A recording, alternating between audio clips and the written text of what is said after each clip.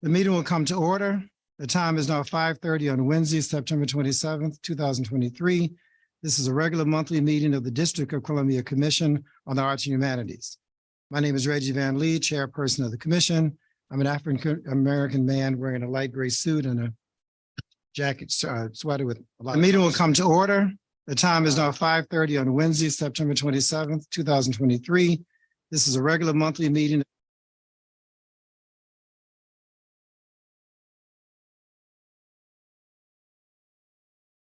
I will now call the roll. When you hear your name, please answer present. Cora Masters-Berry. Julianne Brienza. Cicely Habimani. Here. Natalie Hopkinson. Chase Maggiano. Present. Kymber Menkiti. Carla Sims. Hector Torres. Gretchen Wharton. Present. Reggie Van Lee. A quorum is present. This is a meeting of a public body held in open session and is governed by the Open Meetings Act. Please address any questions or complaints arising under this meeting to the Office of Open Government at opengovoffice@dc.gov.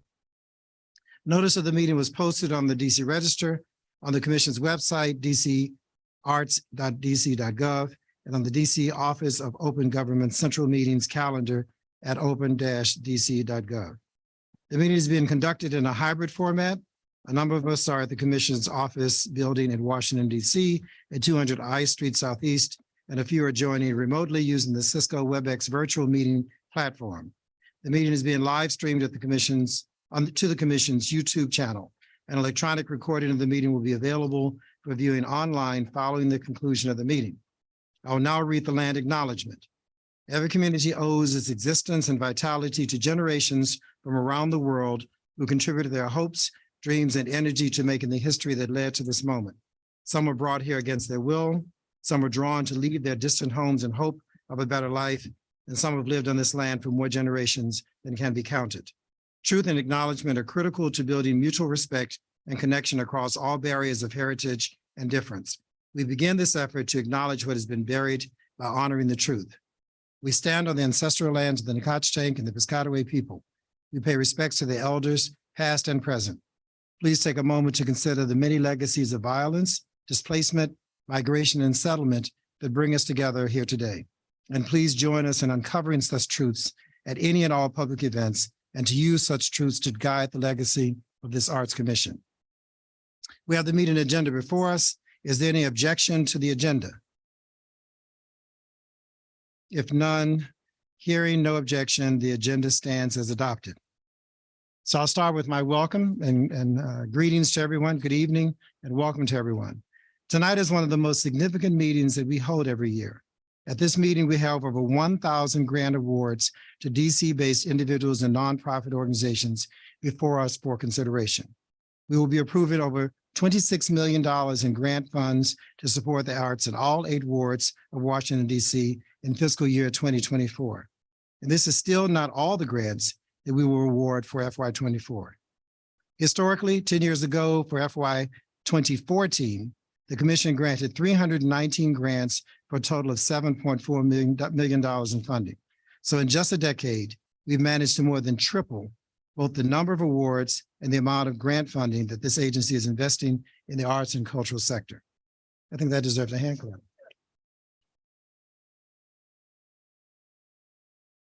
That's very impressive, but we all know that more funding is irrelevant without equity. And that is a work that we continue to engage in and continue to move forward. I do want to acknowledge Mayor Bowser, Council Chairman Mendelson, and the rest of the council for their support of the arts and this agency. As always, we look forward to continuing to work together for the benefit of all district residents. And I want to add a thanks to the staff for getting these number of grants out, and the way that we've done it is phenomenal and admirable. And I understand we are trying to fix our resource challenge so that they can do it as human beings and not as slaves that are, bound to get more out in a small amount of time. So thank you to those who support us in funding us, but also a huge thanks to the staff that make this happen, and to my fellow commissioners as well. Yes.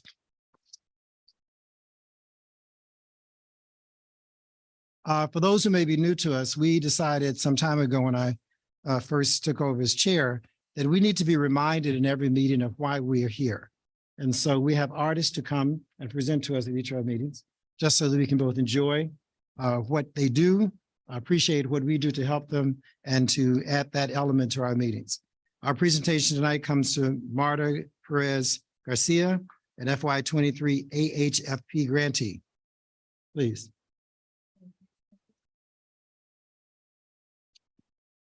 Invitation. Welcome to this new position. You have a lot to work, but I think wonderful people around you. I'm just going to put like my slides so people that don't know my work, I'm not going to go like exactly to talk because I know I have 7 minutes and we Puerto Ricans love to talk. I'm from Puerto Rico. Originally, I've been in DC for more than 15 years. And how I got here is because my sister, which is not with us anymore, worked in the Smithsonian as a curator from the American history. And I really learned to love DC through her. And she was the first one that told me, you know, you should apply to the DC Commission of the Art. I've been an artist in Puerto Rico for many years, working with communities. And I have to say the change that the DC Commission of the Arts can do for artists is amazing. I mean, I'm an art teacher of 3 to 10 years old, which I love my job, but it takes a lot for me. And I think, I mean, what I'm making there doesn't really give me the opportunity to think bigger. And I think what the DC Commission, can you put the slides so they know my, yeah, it's not running. So I think what the DC Commission did for me is help me to think bigger, to really get to that community and to really think in a biggest, like, you know, in a bigger term of like a project. What you can see in there, I do woodcuts, prints, color prints, and the DC Commission really helped me to really buy my paints to a bigger. But what I really wanted to do was to get to the community. I've been talking about gender violence through all my work. And the first grant that I had to work with the community with Lauren was in 2018, I think, if I don't confuse. And it was amazing. I took a year from my school, knowing what that meant. But for me, it was really important to get to that community and to really put myself there for a year. And that's what I did. I mean, with the money that the DC Commission gave me, I worked with the DC Coalition Against Gender Violence. I worked with around 7 to 8 different organizations. I did workshops with around 160 people. And what happened was magic. It completely changed my life, because to do work and to really believe in what you do and just to read and meet people, but to really go to that community, to really give voices to these women that some of them was amazing. They told me it's the first time that I can verbalize my story. And then you understand the power of words. And if the DC Commission wouldn't give me the grant, I wouldn't be able to do it. I mean, I wouldn't be able to take a year, because to do this work, you really have to put your love and soul. After that, what happened was like I could took the whole exhibition to Puerto Rico. So I took these 160 dolls that I work with the community of trans women in Puerto Rico. I mean, in DC, I work with the community of immigrants, Latino immigrants in here. I work with a group of football players from public schools to really understand what they can do if they have like some scenario of violence. Was amazing. And that I can take this work to Puerto Rico, that I can share the stories of these women with these dolls that we created that were representing them, was amazing. Then I worked with like 117 people in Puerto Rico for 3 months. And to put all this work together, it's almost that I took these stories of people from DC and I brought it to Puerto Rico and I shared with them, and it made it more powerful. Because these women's were for like, I mean, I was like maybe 2 weeks working with them, sewing these figures that you see in the middle. And it was amazing. It really, I mean, I did it with pantyhose because I wanted them to realize that if it breaks at the skin, you're going to sew it and it's going to be your reflection of your wounds. And it was really amazing what happened. I had like one of the trans young women that is the only doll that doesn't have a face. And I was like, how powerful can art be to really reflect in how these young trans women feel? I'm invisible. I mean, for me, I still see this doll, is this one in here, and I want to cry because it's amazing the power of art. then, I mean, I've been receiving grants from the DC, I mean, almost every year, and it has really empowered me to really keep working with the community. I keep working with the community organizations, Madre Tierra, mostly immigrants, Latino immigrants, and I still do work with them. And I think that's the power of like really getting to the community. In the pandemic, it was really hard, you know, for me to get to the community. So I did a print where I put, you know, how many women in Puerto Rico died the first year of the pandemic, because for them to be inside was not to be safe. And then what I created was torsos representing the women that are not with us anymore. And I think for me, what the DC Commission have done is empower me to really get more in the community, because that's what I love to do.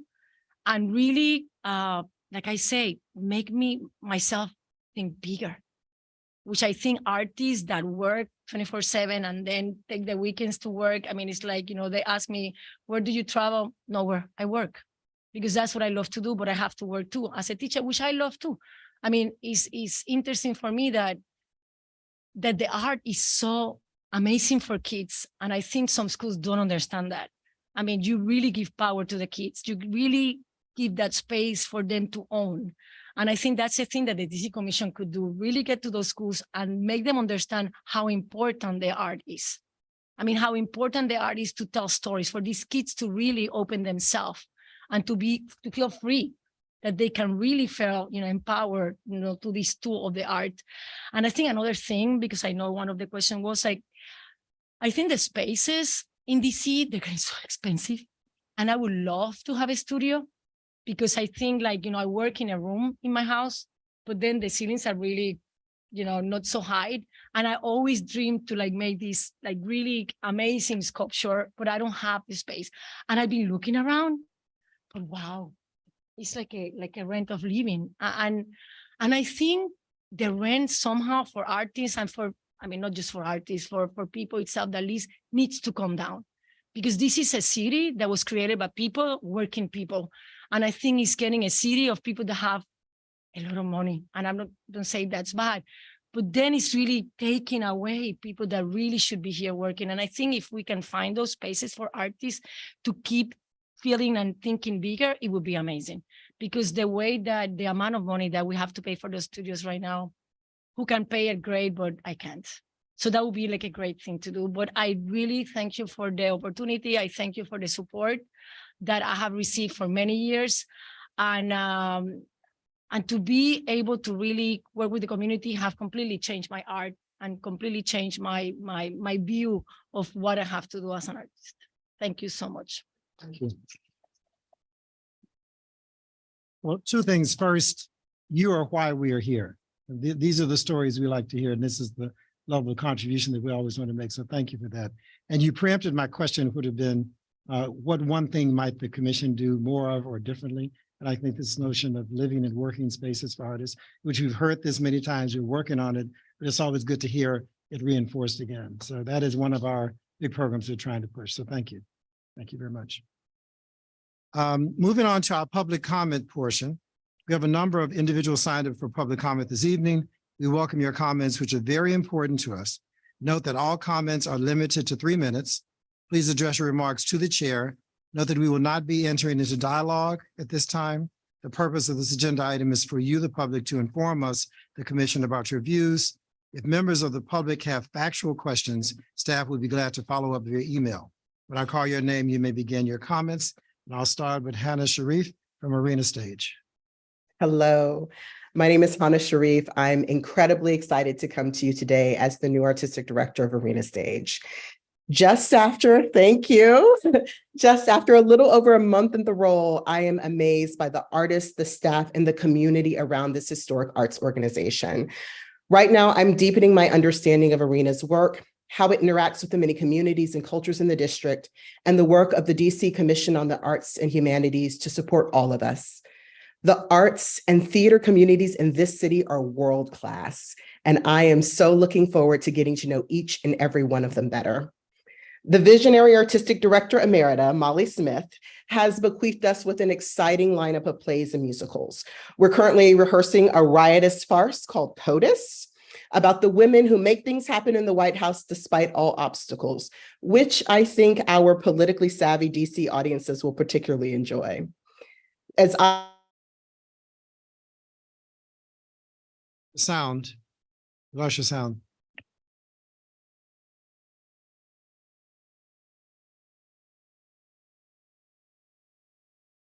Hello? We- Oh. You said as I, and then we didn't hear after that. Beautiful. Got it. I'm happy to be back with you. As I am entrusted to build upon the legacy of founding artistic director Zelda Fitchandler, it is fitting to start my tenure with a production that speaks to the voices of women and their exceptional leadership. Arena's final production of the season is a revival of Step Africa's iconic work, The Migration: Reflections on Jacob Lawrence. This is an instance of an authentic and meaningful partnership, showcasing the power of art created when our communities and their stories are centered in arts organizations' work. Step Africa originally created The Migration through a partnership with the Phillips collection, which houses half of Jacob Lawrence's seminal panels. Now, Arena's presentation of The Migration will launch a new national tour of the piece, celebrating Step Africa's 30th anniversary and their incredible impact. Our community engagement teams work directly with the residents of Ward 6 and the surrounding wards to create radical access opportunities for new audiences to experience artistic work in the district. This unique collaboration between Step Africa, the Phillips Collection, and Arena Stage, spanning 3 art forums and nearly a decade, is just the beginning, as is our commitment to meaningful and personalized engagement with people in our surrounding communities. This is the work I'm deeply invested in as artistic director, and it is directly connected to my personal artistic mission and my vision for Arena. I believe in the transformational power of theater.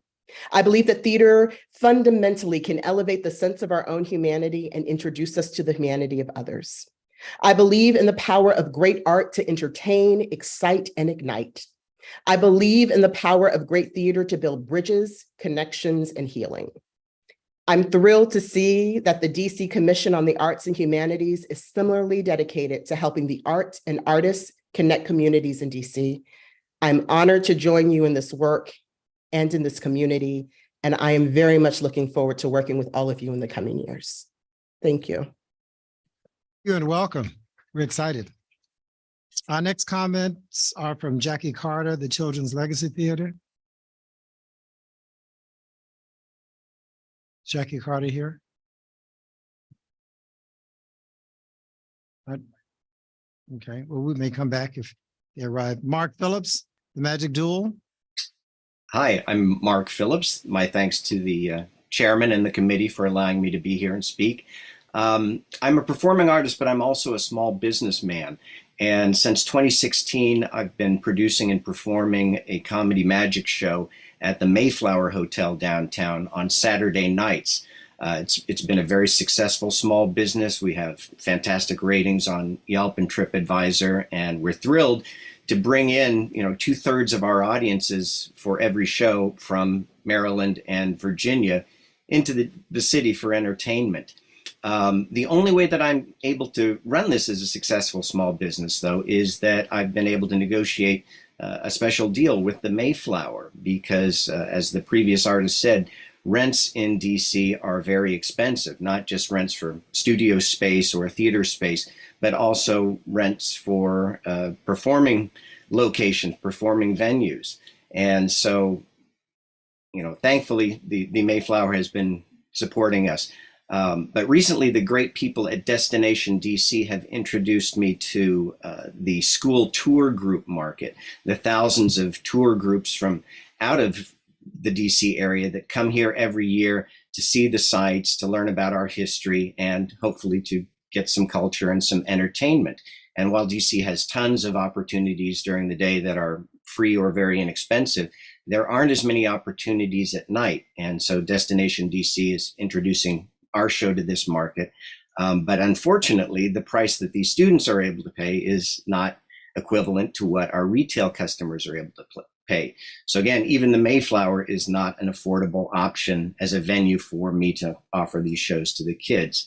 So my question is, considering cities like Chicago that have a long history of storefront theaters, And given the great number of empty retail spaces that are currently downtown, are there any programs that are being considered or any opportunities to bring small business people together, to bring together the landlords of these empty retail spaces, and to bring together performing artists and small theater companies to help create some new performing spaces that would both bring more people downtown, give these empty retail spaces some utilization, and allow small businesses like me to expand into the school tour group marketing. That was a lot. I appreciate your time. And of course, I'll take any follow-ups or answers off the air. Thank you very much again for your time. No, thank you. And I was reaching over speaking to one of my colleagues because we were having a sidebar before the meeting started about some research that Juliana's been doing around theaters, and you don't speak to if you don't want to, but theaters in the city, and observing that in order for us to be artist-centric, and in order for us to bring the people to spaces they want to come to, we need to find a way to be helpful to people like yourself that want to be in spaces in an affordable way. Now, I can't commit that we can underwrite things, and we need to figure out what's the solution, but it's clear that this notion of being more artist-centric is something that we embrace, and we need to find how to reflect that in accommodating work and living spaces for artists and performance spaces for artists. So know that we heard you, and we'll be working on that. With that, we'll go to the Executive Director report. Thank you. My name is Aaron Myers. I'm an African-American male. I'm wearing a blue suit and a red tie. I think first, I want to welcome our newest team members. The chairman spoke to some of the human capital within the agency. And I've done my level best to try to bring on some people to help with the load that we do carry. The team does work extremely hard. And so for the commissioners in the room, at the end of my report, you'll see some biographies and pictures of our newest hires. I want to welcome to our team, Jenna Kriegel. She's our arts grant coordinator. Edward Daniels, he's been added to our event as an events coordinator. Kanisha Mason, a resource allocation analyst. David St. John, our new attorney advisor. And Dwayne Lawson Brown, our community engagement specialist. And so again, the bios will be attached. And we do look forward to working with each of them. We're excited to see their skills and talents in action. I want to give a quick update. I think after the first meeting I was in, I spoke about the Hip Hop 50th Anniversary Music Festival. This event has been canceled due to ongoing delays in the DC government contracting process, in particular around competition exemptions for artistic services and works of art, and what services qualify for that exemption. Because the existing statute does not specifically define what qualifies as an artistic service, CAH is considering proposing legislation aimed at providing that definition in hopes of mitigating similar delays for future events. I would say that if we are able to get this clarification, it will impact not only our agency, but it'll positively impact the agencies across the city. In addition, CAH is also considering proposing legislation that would enable the agency to have its own contracting authority independent of OCP. Several other agencies, including DCPL, currently operate in this fashion. From a little background, as previously reported, this year's Labor Day weekend music festival at the Lincoln Theater, and this is for those who are just tuning in that may not have been in any of our previous meetings, would be a celebration of the 50th anniversaries of two historic cultural events, the birth of hip hop music and the passage of the District of Columbia Home Rule Act.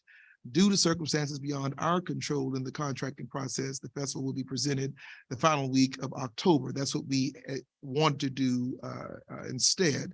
But the issue boiled down to differing interpretations of what is meant by artistic services. And so I'll go to our point number 3, which is the Mayor's Arts Award. I want to remind everybody that the 2023 Mayor's Arts Award will be held on Thursday. That is this Thursday, which is tomorrow, September 28th at the Lincoln Theater. It's produced by the Office of Cable Television, Film, Music, and Entertainment, or as I was reminded this week, they're moving toward the entertainment office. CAH is supporting the event by underwriting the Lincoln Theater's venue rental and event-related expenses. We're going to our fourth point, which is the World Cultural Festival. CAH is a sponsor of the World Cultural Festival, which will be held on the National Mall from Friday, September 29th through Sunday, October 1st. The festival will feature a football-sized stage hosting hundreds or even thousands of musicians and dancers at a time, and food from dozens of countries for attendees to sample. CAH is also sponsoring Long Live Go-Go's Crankmobile. So if you want to see Go-Go on wheels, you should go out there and see this, which is a flatbed truck transporting a go-go band performing live around the festival site. So we're also using this opportunity to really talk about art all night. So all those who see the work that we do at the World Culture Festival will learn about art all night, and it's also being presented this weekend, September 29th and 30th at multiple locations across the city in all 8 wards. CAH is leveraging the agency sponsorship, as I said earlier, of the World Culture Festival to promote art all night activities. CAH is also contributing our own programming to Art All Night on September 29th with interactive art, live entertainment, and local bites at the northern block of Canal Park, along with extended gallery hours here at our location. On both Friday and Saturday, CAH staff will be present at several Art All Night locations throughout the city to distribute information about CAH and collect email signups. So you may see the chairman and myself and many of us at many different places across the city, so look out. Number 6, spaces for the arts. To assess the current post-pandemic space needs of arts organizations, surveys were sent to all FY23 organizational grantees, 210 in total. Approximately 16% have completed the survey, with at least 2 organizations in every ward having responded. 26% of the organizations that responded indicated they have additional space needs. Of those, the biggest need are for the storage archival space, which is 88% of respondents, and administrative space, 84% of respondents. Other need expressed by a large percentage of organizations include classroom space, production space, theater space, and music rehearsal space. That's 68%, 64%, 60%, and 60% of respondents respectively. So I think this reflects to what we've heard tonight on 2 different occasions. We have polled and surveyed our grantees. I and Andrew Jacobson, our special assistant, who we were introduced at the last meeting, had an opportunity to meet with Downtown Bid, Georgetown Bid, Golden Triangle Bid, to see what opportunities we would have to introduce our grantees to landlords, brokers, and we were encouraged to know that there are some landlords and brokers who are interested and may be interested in supporting artistic needs at little to no cost, some just the cost of utilities. But we want to build out and understand how we would make something like that happen. And I think it does fall in line with the mayor's vision of revitalizing downtown. And so number 7, happy new fiscal year, everybody, to the staff. I appreciate you all for this last week. If any of you would have come by the office in the last week, you would have seen tears flowing and sweat on the brow. However, I want to really give a hats off to the staff, especially our resource and procurement team, who made sure the enhancements for our grantees happened. And that was a major lift. And I thank you, and also Brian and our new hire, Kanisha, including 2 of our staff members, both Andy Evans and Ashley Lynch, stepped up, took the past training, and they too also helped with that particular lift as well. So I want to just give a round of applause to the staff for that.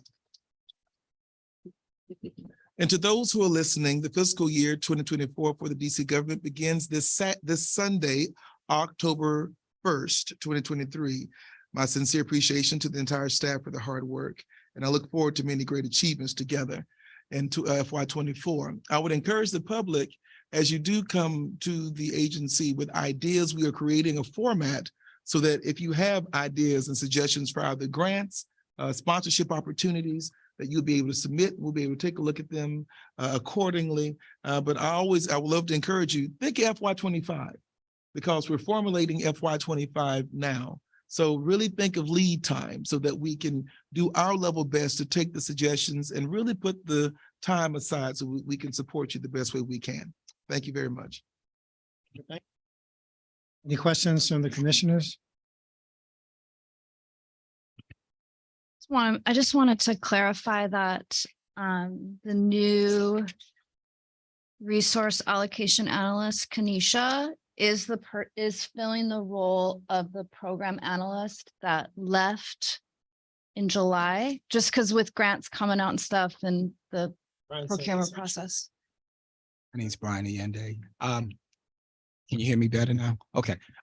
No, Ms. Mason is replacing our resource allocation analyst that just left us, which was Melissa Leonard. She primarily handled our payments.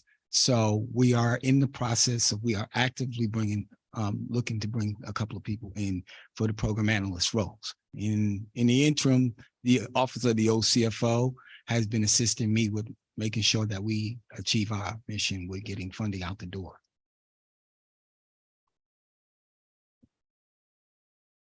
So I'm constantly concerned about grants getting out on time to individual artists and to organizations. And so with the program analyst, because in the July meeting, it was outlined that there were 3 people that were getting all the grants out, and that has also increased, and the procurement process is so difficult. So it's just like, when is that job going to get posted?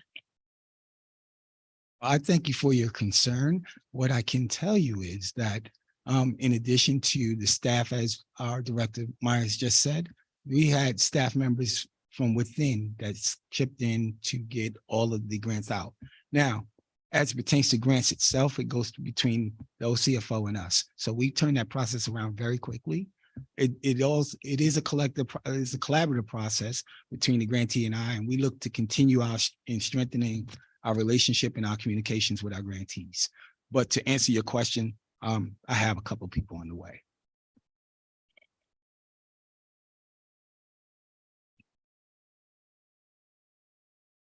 Hi, I'm Gretchen Wharton. I'm chair of the grants committee. Just to add to that, we have been very labored in terms of the number of grants that our grants managers are responsible for. This is not new. It's been going on for a number of years. And for those of you on Zoom or YouTube or whatever the media is that you're on, please listen to this because we need your help. I found out about a week ago that 4 slots, excuse me, a total of 4 slots had actually been eliminated from our budget for FY 24. And those 4 slots were for grants managers, down to the detail level of eliminating 4 grants managers. That is totally inexcusable and unacceptable. In 2018, there was a stakeholder study done with the Center for Effective Philanthropy. And the average portfolio size for grants managers, this is a national study, was 33 to 35. At that particular time, CAH grants managers were handling 80 to 90. Today, 2023, we're doing between 70 and 100. There is absolutely no reason that anyone should vote to take away 4 of our grants manager positions. That's one level. The second level, of course, is once we complete these grants and we get them into the system, the financial system, I'm going to let Brian fight that battle. But right now, I want anybody and everybody out there to listen to us, and please make sure that the council votes not to eliminate our grants manager positions. It not only affects CAH, it affects our grantees. It affects our artists are affected. So please help us out with this. We need your vote on this one. Because it may not have been clear to people. In the legislation that the city council last passed, they decided that 4 of our requests for additional grant managers would not be fulfilled. The city council decided that 4 grant managers we felt were necessary to deal with this problem, they thought were not necessary. And so we want everybody to understand, that's Gretchen's point, that these positions are eliminated. We did not eliminate them. The city council decided those increments would not happen. And as a result, now people are working overtime and handling 80 or 90 grantees per grant manager as opposed to 40 or 50 or so. So we will continue to let the public understand the implications of the legislation that the city council puts forward. We're just sharing the impact, right? I will say, as far as the in the resource and procurement department, just so I can kind of reassure some people, Brian has brought forth, he showed me a resume earlier that was of someone very stellar. So we should, I would say by the end of the month, have some help in 2 months, or two people within the month who will be in place to help us support. But then we're back to where we were. We're hoping to bring on an additional person on top of that, that will help going on to for FY24. Oh, thank you, Gretchen, for pointing that out, because I didn't know that. And I still don't totally understand how are we not independent? Is the agency not independent? It's not independent. So what is it? It's quasi. Okay, so why is the council going down to the staff? I mean, and when did we catch this? Like, was this, because there were a lot of other things we did not like about the last, the last round of votes on the commission budget. So when did we realize that they had also slipped that in? This had been inserted into the committee notes that were codified before we were given opportunity. Thank you for asking that. Well, one of the things, I've been in law enforcement for 25 years. I have had the, I want to say, the fortunate opportunity to have mentors prior to my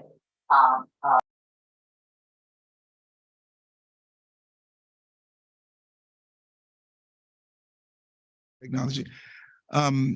So in the committee notes, before we had an opportunity to review what we were going to start the work that we were doing in the committee notes with Chairman Mendelson, that had already been inserted and voted on in committee.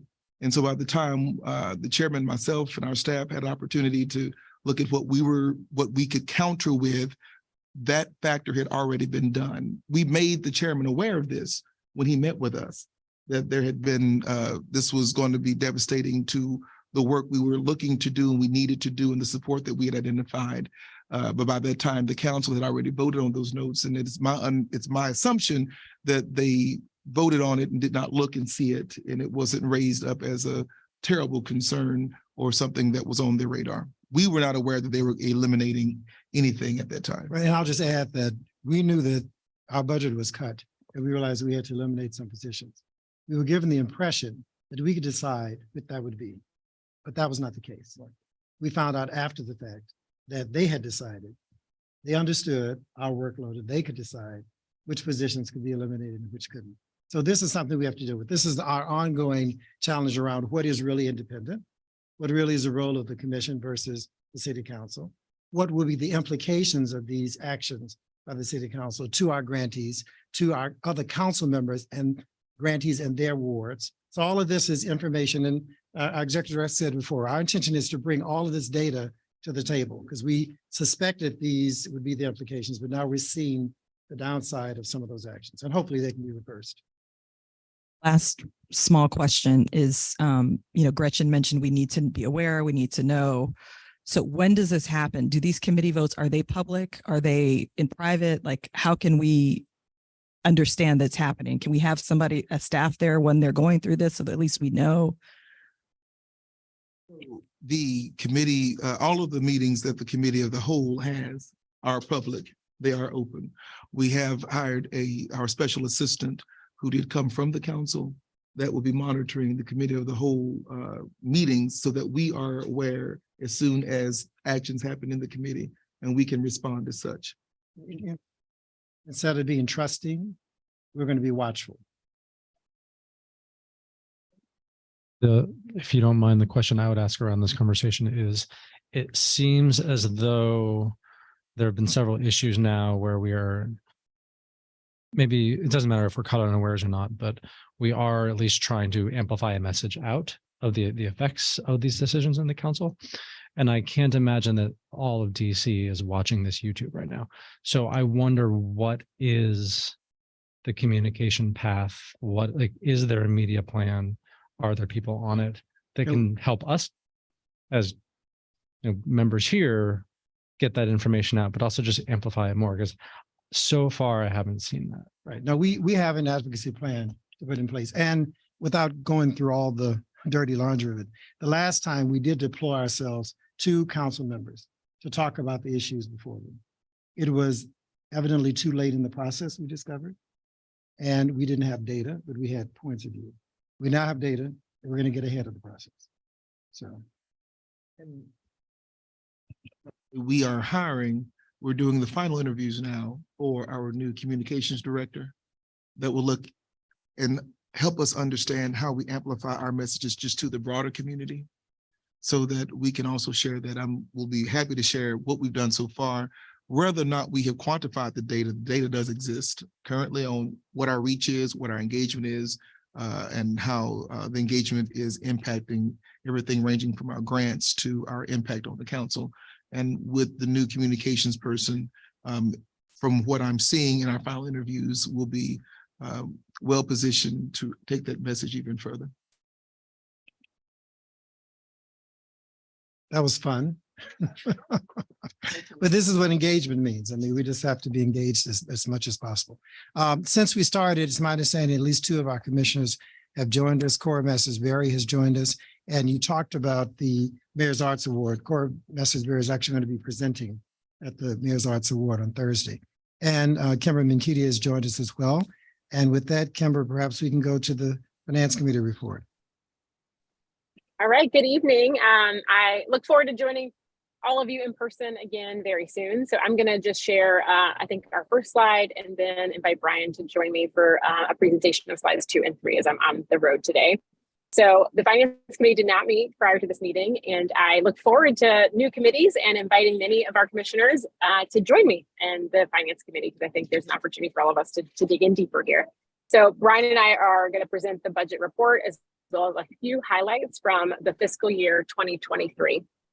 Before we do that and begin with our reports, I would like to again thank Melissa Leonard for her services that she's provided to the commission, spanning over 9 years. And while she's accepted a position outside of the district government, we wish her well and appreciate all of her service to the commission. And with that said, you guys heard Kanisha Mason and welcoming her as the new resource allocation analyst. And she comes to the agency with over 10 years of experience in the DC office of the chief financial officer. And I just want to maintain in that space again, if there are opportunities for us to, and we reevaluate this every single. Can you all hear me? It was not muted, but hopefully they're muted now. Sorry about that, Kymber. Okay, no, that's okay. All right, so let's jump in with slide number 1, which is our budget balance report. Thank you. So the budget for FY23, I think we look at this every single meeting, but I think one of the highlights here just overall is the allocation, right? 82% of our budget, or over 40 million, in the grants section of our budget. So I think continuing to exceed what is the minimum and the standard in terms of the dollars and resources that are hitting the streets. So we can move to slide 2. And Brian, I'm gonna have you jump in here and do slides 2 and 3. Yes, thank you, Kymber. Once again, I'm Brian Allende, the Resource Allocation Officer. I'm appearing tonight in a tan suit with a cognac colored tie. Slide 2 goes into the breakdown of the grants by cohort. And in there, to date, CAH has issued payments or dispersed payments totaling $34.6 million of the $40 million that we have allocated. By way of issuing and including in those numbers, we have continued our support. And in fact, leadership has doubled down in terms of the way that it gives out enhancement grants. With this year giving out GOS awards totaling $2.3 million and 123 FAB relief awards that were totaling $1.5 million. So that, again, continues to show the agency's commitment to the arts organizations and the community. While we have quite a bit of money that we've dispersed to date, we still have quite a bit more we have relatively large balances in our obligations, which takes me to slide number 3. And slide number 3, the middle column says sum of obligations, and you'll see that the total amount is $3 million. And that represents the amounts that we have in grants to pay out to grantees. So I strongly urge, as we stated earlier, we're in the closing exercises of fiscal year 23. And so please get your invoices into the portal as soon as possible. We will work feverishly to get those fundings out to everyone. So that's $3 million. Let's, if we can get that in as quickly as possible. And just to clarify for the layman, we issue grants. Yes, sir. But until the grantee sends us an invoice. Yes, we can't pay them. that's correct. And in some cases, the delay, not to be defensive, was not our fault. The invoices weren't submitted, they weren't corrected, et cetera. So I think Brian's message to any grantee that is listening who has a grant that's been made to them but has not submitted your invoice, please get those invoices in quickly. And I assume if they need some help with that, they can call us and speak to us about that process. Yes, sir. And the grants management team has been Proactively going. helping us as well. So, Just wanted to make sure people understood that. yes, sir. And that is all I have for this evening, unless there are questions for me. Thank you, Brian. Certainly. You might not have this information, but I think as far as imparting like how the money is dispersed out, if there is like is there a way to articulate the percentage of organizations or individual artists who have not turned in their invoices? Like, how does that, what is the normal like stat on that? Do you know what I mean? And maybe you don't have that off the top of your head, which I get, but maybe if that's something, as there's advocacy about having more grants managers and all that kind of stuff, it might be helpful to know that. You're correct. I don't have that information readily available today, but what we do is we work hard in tandem with the grants management team. We make sure that we provide them weekly reports as the purchase orders are generated. We try to provide them with extensive reports as well with payments that have been dispersed. To the extent that the grants team has done a yeoman's job with communications with the grants community, they find out about potential payment issues and anything of that nature. So to answer your question, we work internally and we try to have the data that's necessary to get the payments out the door without the focus on whether it's a organization or an individual. We want to do it as expedient as possible. Questions? Thank you, Kymber and Brian. Next, we have the Grants Committee report, excuse me, with the recommendations on FY24 grant awards. I propose that we take a single unblocked vote on all the award recommendations at the end of the presentation. Is there any objection? And some of our commissioners have to recuse themselves because they may be in the block. So otherwise, please proceed. Yeah, I'm Gretchen Wharton, Black female, black jacket, black glasses, and ever-changing hair. So, hello, everyone. Hang on, because this is a long report. It's an extensive report, and it's one that I want everyone to pay attention to. My report starts off by saying the Grants Committee met via WebEx on Friday, September 15th with a quorum present. Actually, we met twice that day, well into the evening. We did an adjournment, and then we had to meet again because we really had to go through every single grant down to the ward level, to the amount of money they were getting, to all of the stipulations that have been put upon us by the council this time. So there was a lot of work to do.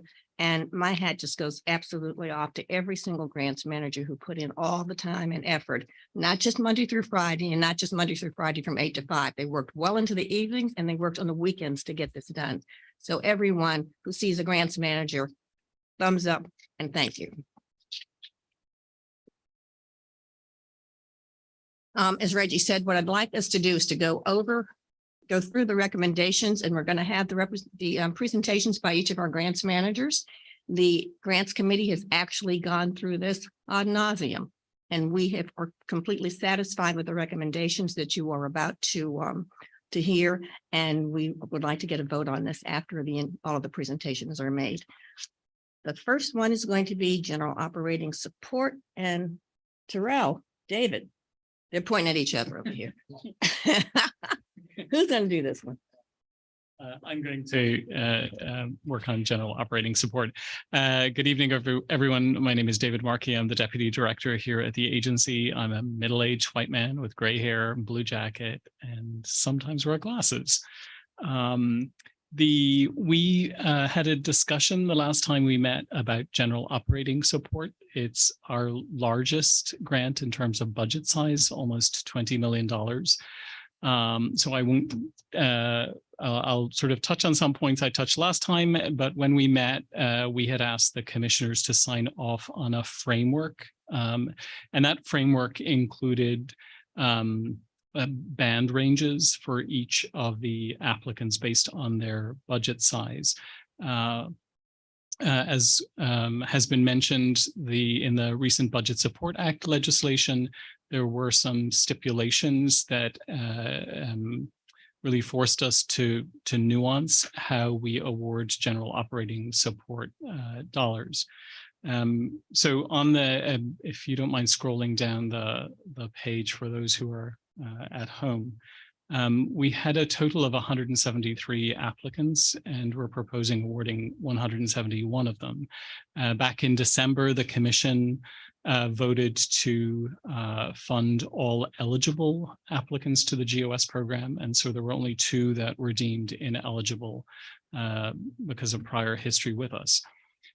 There wasn't a huge increase in the number of applicants from last year. You'll see the number from FY23 was 159 or 161 applicants to 173. But what we've noticed is that some organizations that are in the general operating support program do not apply every year.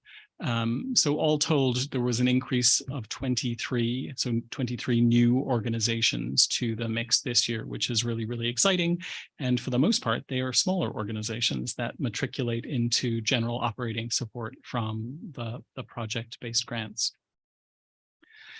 The way in which we've created a baseline for funding is that we look at organizations' total cash expenses as detailed on their IRS Form 990s.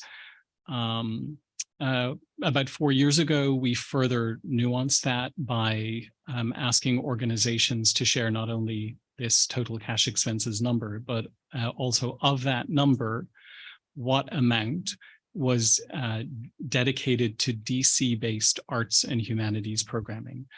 Not all GOS grantees are solely based in DC. Some of them have a national, international reach, and so some of their budget is dedicated to that. And similarly, not all of the arts and humanities organizations in the mix are solely arts and humanities organizations, but they tend to have a really significant footprint in the arts and humanities. I mentioned the Budget Support Act legislation. We were asked to further nuance this number in order to determine the size of organizations' awards. So we were asked to take this DC-based arts and humanities number and then remove from that number any contracts or grants that were issued by district government that were part of that number. So what we saw was a significant drop in the actual quote unquote budget number for each organization. Another nuance that was written into the Budget Support Act legislation was that an organization could not receive a grant, a GOS or General Operating Support grant, of more than 50% of that number. If you scroll down the screen, you'll see a very, very simple example of that. So you'll see the first line is the total cash expenses I mentioned, less any non-district based arts and humanities expenses. And so that $520,000 is the number that we've traditionally used. Once we remove district contracts and grants that are also factored into the number, it drops further. So for this fictitious organization here, because their base number is $240,000, they would not be able to receive a GOS award of more than $120,000. This would have significantly impacted a lot of our grantees. Over half of our grantees in the general operating support grant have budgets under $500,000. It could have impacted between 80 and 100 organizations pretty significantly. Fortunately, in that short window of negotiations with council, two council members, Councilmember Fruman and Parker, stepped in and negotiated, I guess, a floor for organizations with budgets under $115,000. So bottom line is the organizations where that number is $115,000 or below are not impacted. Organizations of about $240,000, $250,000 and above generally are not impacted. It's the donut hole in the middle. The organizations where the number is between $115,000 and about $250,000 who are seeing a significant decrease to their general operating. So David, could I clarify, and those of us who are in the mix get this really well. There are three conditions that an amount of money that can be granted to an organization potentially change this year. One is the fact that if they did things that was not arts and humanities, that gets taken out of the budget. The second was if indeed they are getting money from other government sources, that was taken out of the budget. And the third is whatever is left there, they can't get more than half of that amount in a grant, with the exception of the people under $115,000.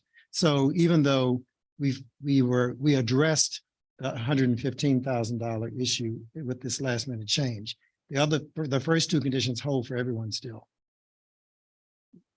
Correct. And the first condition has been in place for several years. Yes. That was something that we as a commission decided upon. Yes. And to that point, it's not as though we object to all of those, No. but the impact is something that has been problematic as we see in the numbers this year. One more observation. There are many grants across this city where applicants receive monies from different agencies. Many organizations that receive them, but our organizations have been asked to delete those. Keep that in mind, please. The complicating factor is this pandemic here, thing that has really rocked organizations for the last several years. The numbers that we use are sourced from organizational 990s.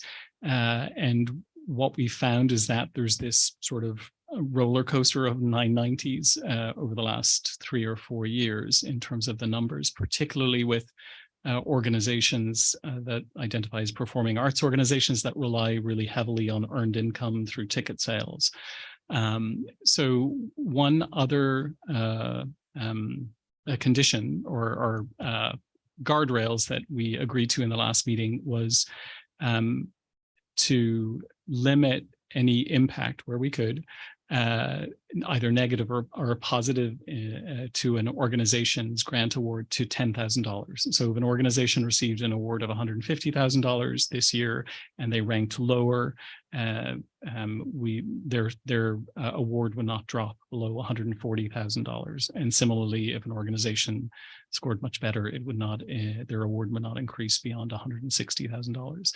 One of the goals of the General Operating Support Grant is to provide stability in funding. It does nobody any good if they cannot plan from year to year, particularly with this grant, which is so important to organizations. Many organizations use it to pay their staff for payroll.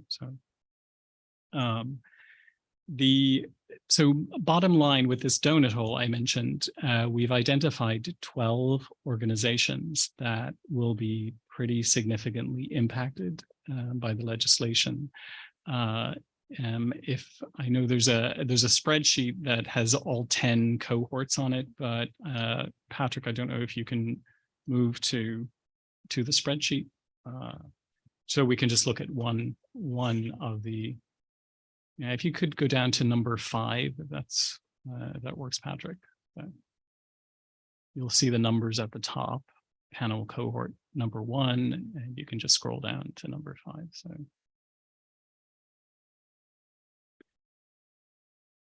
and this is where I have to put my glasses on. Thanks, Patrick. If you can see, you'll see that some of the cells are colored blue. These are organizations that are impacted pretty significantly by the decrease in or the legislation limiting the size of their award.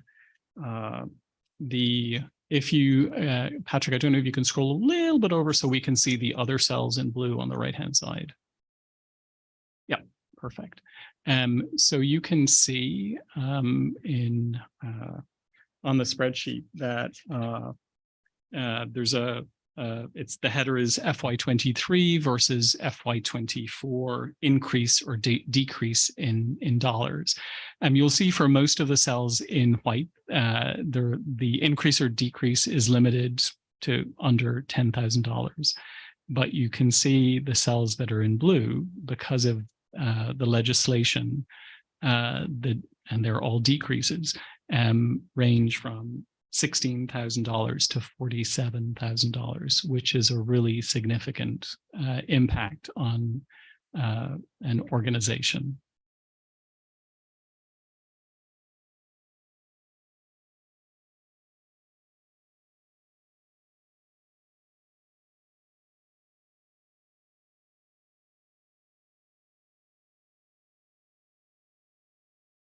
Are there any questions?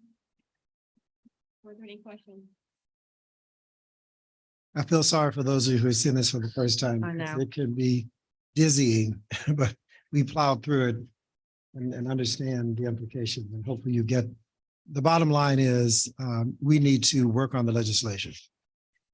It has not been helpful to many of the organizations that we have funded in the past and continue to fund.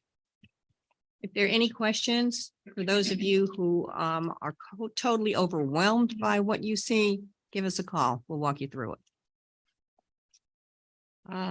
Which grant is next? AHFP. Up. That stands for Arts and Humanities Education Projects. We're so used to using the initials here. What the entire grant is and who's going to be presenting. Hi there. Good afternoon, everyone. For AHFP as well as FTE, which is field trip experience, which I'll share about next. So just to give you a background on what AHFP is, it supports in-school and out-of-school time arts and humanities projects for youth in preschool through high school setting and older adults 50 plus. The grant also supports professional development opportunities for classroom educators. The program must target DC-based educators, instructional staff, and teaching artists. And maximum award increased from $20K in FY22 to $30K in FY23 and will remain at $30K through FY24. Organizations may apply for project support up to $30,000. So you'll see in FY23, we had 39 eligible applicants, of which 25 were awarded. And this year we had 48 eligible applicants and 32 were proposed awardees. The allocated budget amount this year was $600,000, and the recommendation was to award $624,894. In FY21, you can see each year all the way up until FY23, we awarded $596,588. We had 3 panels this year. The number of new applicants to CAH applying this year was 9. And the number of eligible applicants for this for the cohort was 48 overall. We did have 2 cohorts, as I mentioned. Cohort 1 had in-school and professional development. There were 18 in that cohort. In cohort 2, we had out-of-school time and older adults, in which there were 30. You can see the panel breakdown there, 18, 15, evenly distributed another 15 on panel number 3. The allocation of funds were determined based on variances and the calculations to stay within the total budget. So for recommendation B, which we voted on last week, cohort 1, the cutoff was clear between applicants 11 and 12 with the variance difference of 2.56. For cohort 2 on panel 1, there was a clear break in the score between applicants 11 and 12 with the variance difference of 2.43.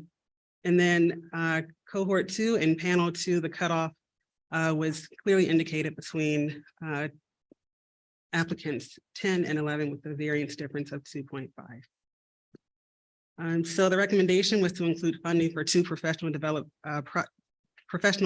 projects, and then two projects in Ward 7, and also two projects in Ward 8. So if you look at the recommendations here, you can see we opted to fund 11 applicants for cohort 1 for in school at $207,833.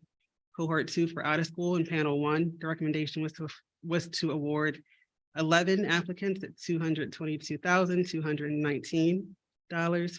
And then lastly, panel 2, the recommendation was to fund 10 applicants at $194,804, with the overall recommendation to fund at $624,895. So you can go to the Excel spreadsheet for me. All right, and this is just a kind of a breakdown of what I just shared with you all. You can see the breakdown of panels on the far right. So 11 of 18 were awarded, 11 to 15 were awarded, 10 to 15, and so on. Last year we had 25 that were funded, and this year we have 32 that we are choosing to fund. 3 new applicants this year. And in the center, you'll see the breakdown of applicants versus those awarded, and the combination of all of those awarded, what their award amount is. Do I have any questions for AHFP before moving on to FTE? Grants manager. So thank you so much. You did a great job. Continue. All right, we'll move on to the field trip experience. I failed to mention this, but I will mention it this time. I'll start with the eligibility and ineligibility of applying for this grant. So organizations in receipt of GOS or General Operating Support grants may apply for one project-based grant, including AHFP, which I just talked about, East Arts, Public Art Building Communities, and one capacity building grant. So FTE, the field trip experience, supports the cost of field trip tickets, professional development opportunities for classroom educators, and pre or post field trip workshops for students.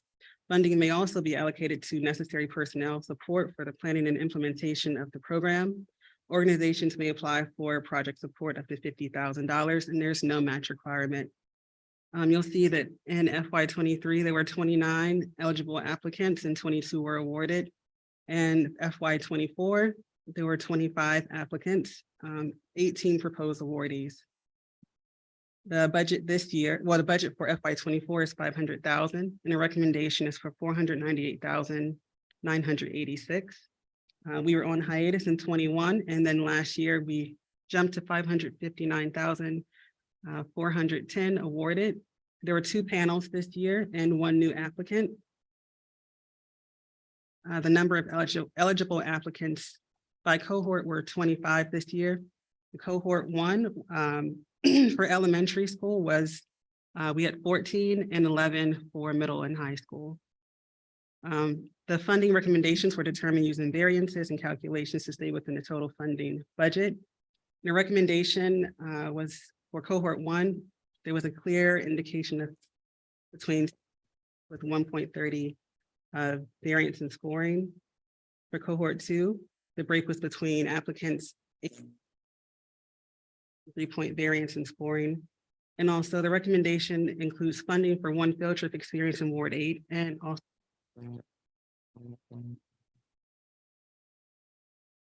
preschool. The recommendation is to fund 10 applicants at $289,302.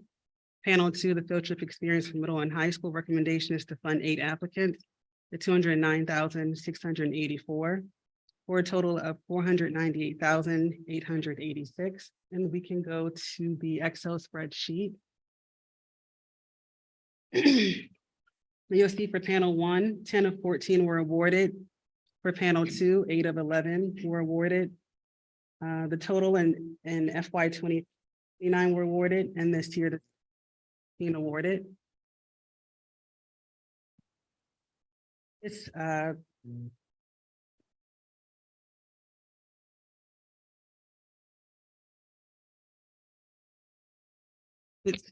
Okay. All right, so the previous FTE grantees that we had last year are going to be with us again this year. So no new applicants and no new grantees. You'll also see that that the organizations specify or focus on discipline at the time of application. The number of applications display applicants according to discipline, and the number of awards are a combination or broken down by discipline. The number of applicants, percentage of overall award, and how many organizations were awarded are shown on the right for FY23 and 24. Are there any questions for field trip experience recommendations? Great job.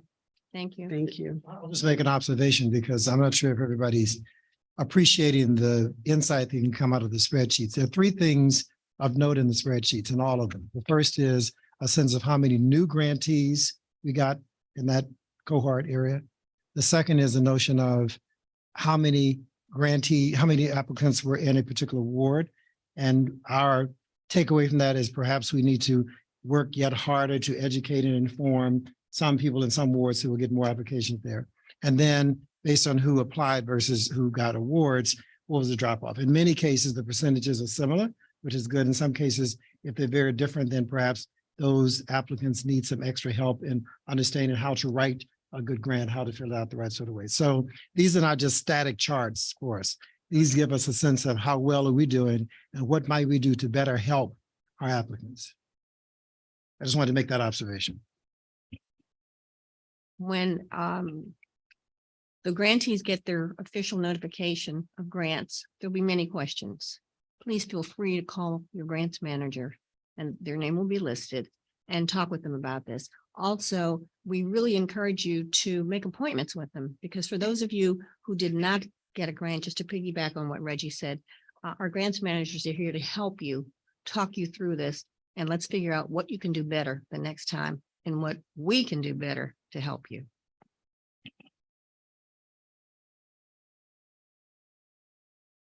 Thank you for the presentation and all the work that went into this. I mean, I have the same observation. I've been at this for a few years now. The ward distribution is still very troubling. And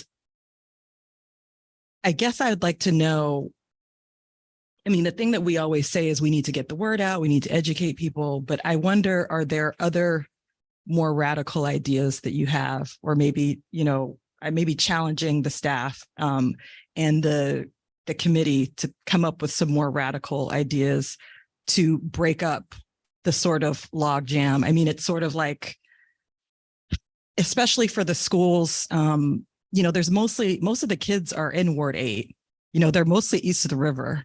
And so we really need to make sure that we're serving them. And so if the application process, if there are some things that people are getting caught up in the application process, like are there, I'd like us to just think about how can we do this differently?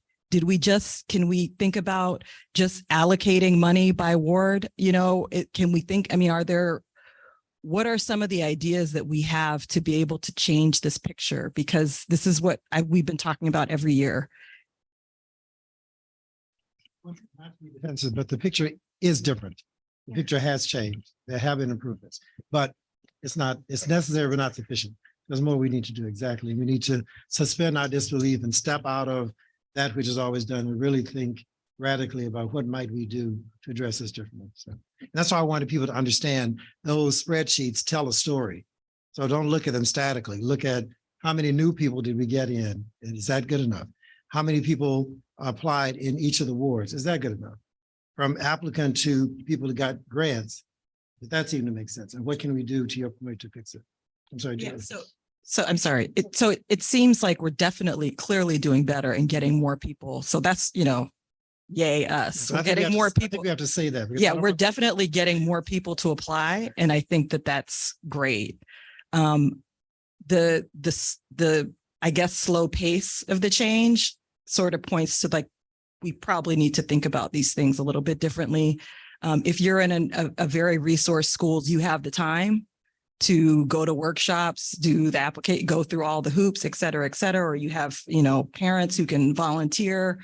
And, you know, so the under-resourced schools, they have less time to be able to do that. So how can we design the grant or design the program? I'm talking about especially for the art education piece, because I just, you know, it's so radically uneven. I mean, you have some schools that have libraries and some that don't. You have some that have art and some that don't. It changes from year to year. The only thing that's really static is the Arts Commission. So let's try to give something for everyone, you know, to the closest that we can to do that. So to the extent that some of the regulations, and you guys are on the ground, so you know, you're talking to grantees, you know, you're able to tell us more than we can tell you. What is it that we need to do to fundamentally transform the way this grant is designed to be able to serve more people and to the way that we're able to equitably serve people? So I don't know. I say this every meeting. I don't know. We're listening. That's why we're making progress. Keep Yes. saying it and we'll keep making progress. Yeah. So I'm sorry, Julian. I just this question of the wards and where the money is allocated, this is something that comes up a lot with the commission. And I guess given that we are a city with a downtown area and a lot of the field trip experiences are taking people to theaters that are located in the downtown experience, what the goal is of how that distribution and the work to change that, stating what the goals are per year would be really helpful as a commissioner to know, like, we've made this much change this year, we're going to make this kind of change, and that's our goal. But it's hard to say the same thing every time. Like, it's just, that makes sense.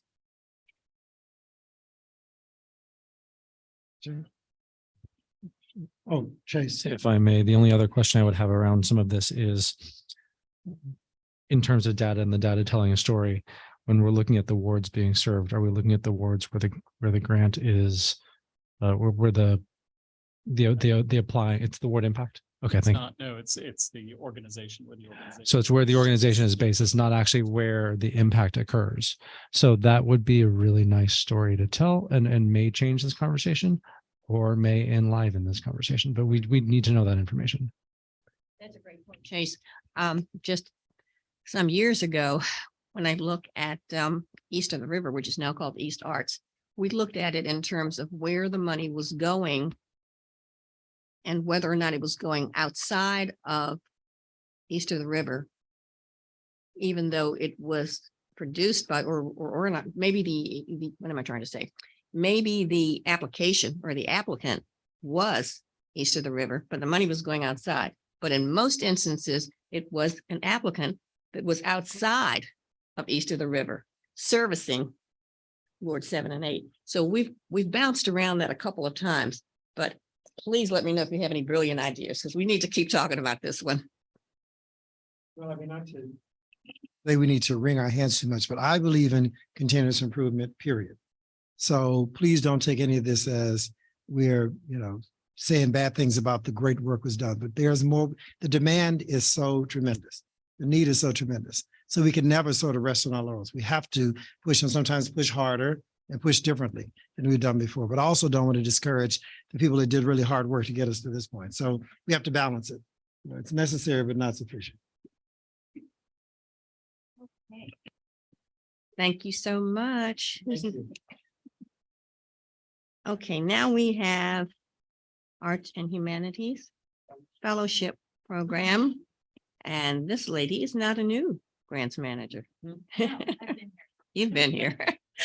Good evening, everyone. My name is Carrie Kleba. I am one of the grants managers on the team, and I'm here to represent the Arts and Humanities Fellowship Program tonight. Just some quick background. The Arts and Humanities Fellowship is our grant for individual artists, teaching artists, and humanities professionals who contribute to the arts and humanities and impact the lives of DC residents through excellence in their work. The program is divided into 10 cohorts for organizational purposes. As you can see here on the screen, they are dance, design, go-go, humanities, interdisciplinary, media, music, visual arts, teaching artists, and theater. So for the program this year, we made some radical changes, as you may recall earlier in the year. Historically, we awarded this on a tiered system. All applicants were paneled, and then awards were allocated and recommended based on their scores within their own cohorts. And we used a funding formula to distribute that money as equitably as we could. This year, we opted to flatten the award. So all applicants were paneled, I'm sorry. And then rather than tiering the funding, we've made it an equal award across all those who are funded. We did implement a second round of scoring for those applicants who are at the bottom of the program across the whole program. And those applicants were sent to a second round for additional feedback and review. So some were moved into funding. So the numbers, we had 659 eligible applicants. We are proposing funding 624. This is up from 597 from last year with 421 awardees. So yes. Where are we on the page? So yes, some additional information on that. So that increase from 659 over 597 is just over a 10% increase. Last year, we saw a surge of almost 30% in applicants. So we have been growing significantly in the last few years. This award would have us funding 623 across all 8 wards, which is approximately 94% of our applicants. Last year, we funded about 70%, so we're trying to close the gap. We have the total award amount for each applicant of $5,500. And we had 30 panels overall, if you just want to see what we did. There are several grant managers on our team who run this, and altogether, we ran 30 panels for those 659 applicants. And we have a breakdown of how many of each panel we ran, if that is of interest to you, as well as the number of applicants per program. The general breakdown and proportion of applicants has remained relatively stable over the last few years. We also have 167 applicants this year who have never before received a grant from CAH, so we welcome them to our family. And then I think we can go to the hour spreadsheet. There it is. We have the smallest blocks to look at. I'm sorry. Because there's so many. It's intentional for us not to be able to read it. We had 30 panels and we get to have the smallest folder cells. So this is a breakdown. We have, so as you can see in our top left, this was our funding formula corner we used to do when we were using a tiered system. This is where we would see the breakdown. Now it's a little more flattened. So the number just stays the same. We can see down at the bottom, the average award has dropped because we are now funding significantly more people. And we've jumped from funding 70% to almost 95% of our applicants. The center column is our awards per discipline. We keep our discipline breakdown within the cohorts because we recognize that our panelists are all different, and it would not be totally fair to put everybody back into a pot when they've all had different people looking at their work. And then on the far right, we also have the awards per ward breakdown. So the first two columns, first two sections, you can see are FY24 applicants and awardees. And then the far right of that is the FY23 awardees breakdown. We have maintained our proportions over the last 2 years, and anecdotally, I would say 3 years, we've managed to maintain a rough proportionality of award number of applicants with the award proportion of awardees. Obviously, we would like to shift the numbers in several of our wards and bring in more people. And we're looking forward to working with some of our new community engagement staff on how we can get the word out and get that education out there. Any questions? Question, but I have a comment for those hundreds of you who I'm sure are out there listening to this. We need panelists. If you want to understand a little bit more about how this is done, if you want to be on a panel, we welcome you. We want you to contact our grants managers or to send in your resumes, your information, and please volunteer to be.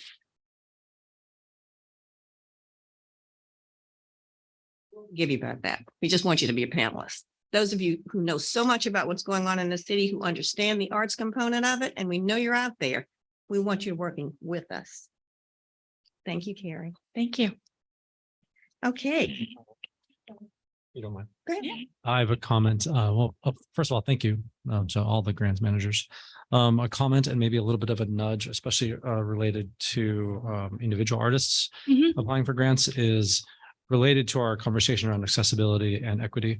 I've been asked personally by artists in the city how they can get help with language services in terms of applying for grants.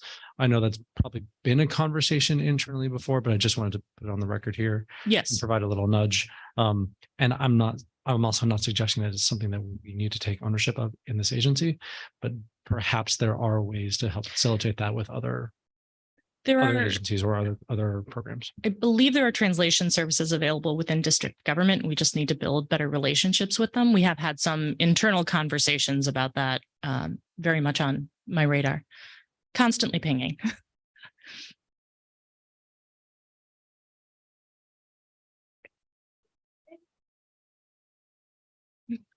Okay, we next have Terrell, who's going to be presenting, I think, because Khalid is out. Yep.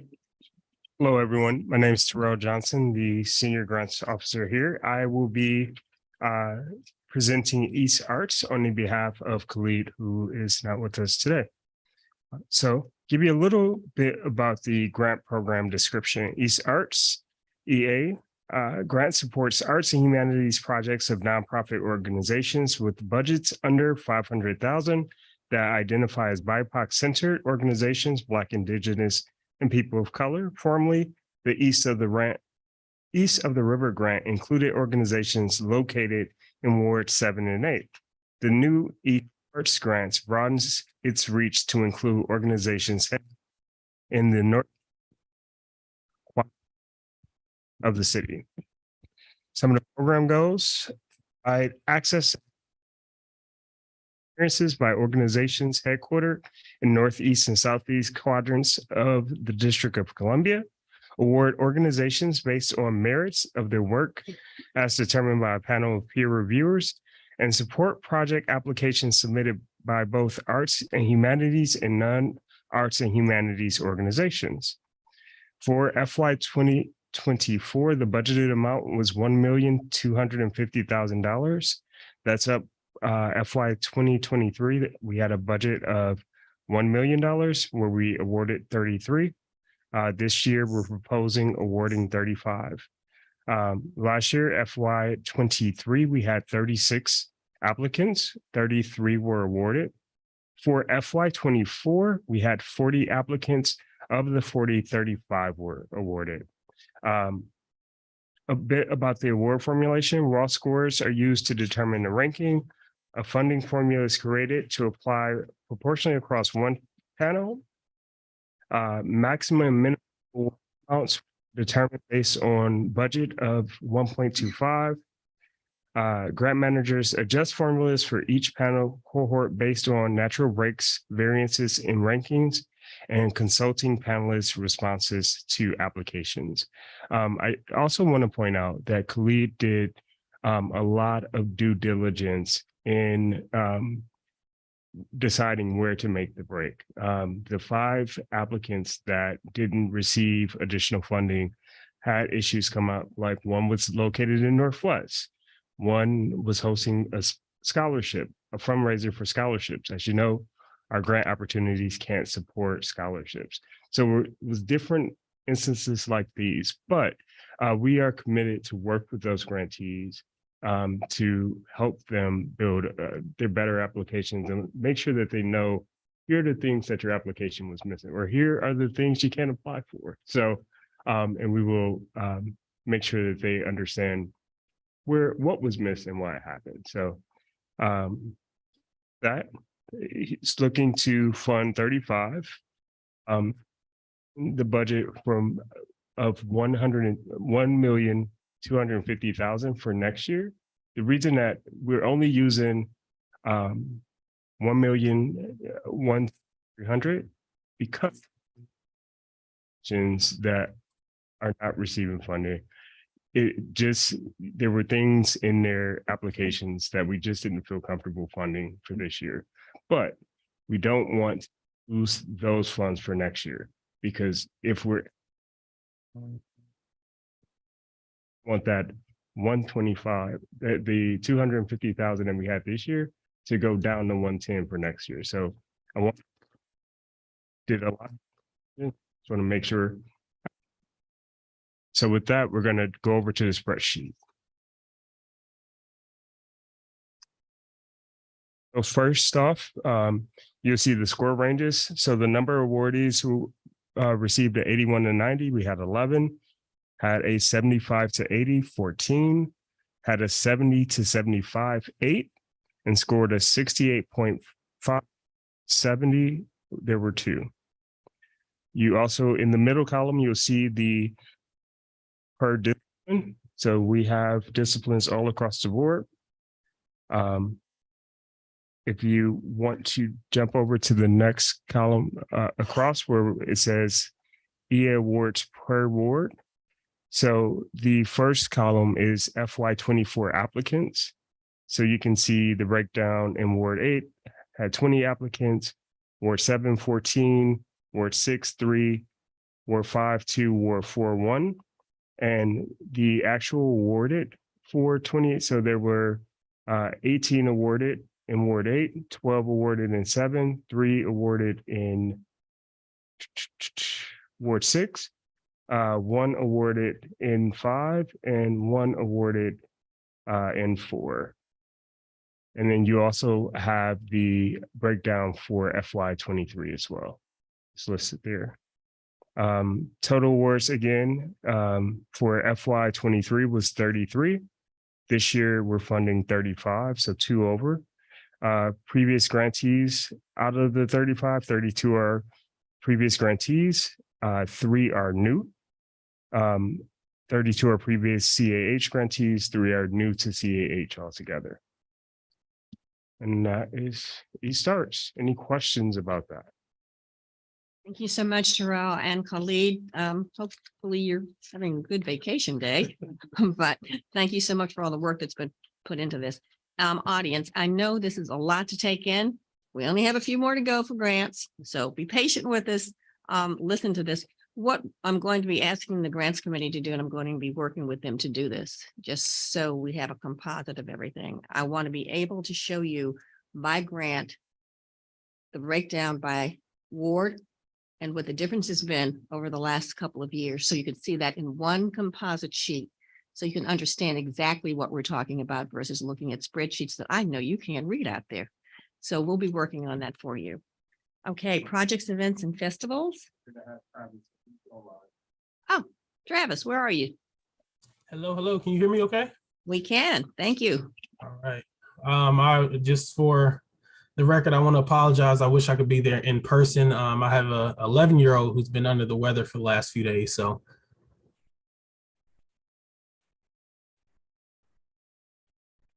Go ahead. All right. So welcome everyone. My name is Travis Marcus. I am the young Black male with locks on the screen and a checkered blue and white shirt. I am the grant manager for the Project Events and Festivals for Individuals grant.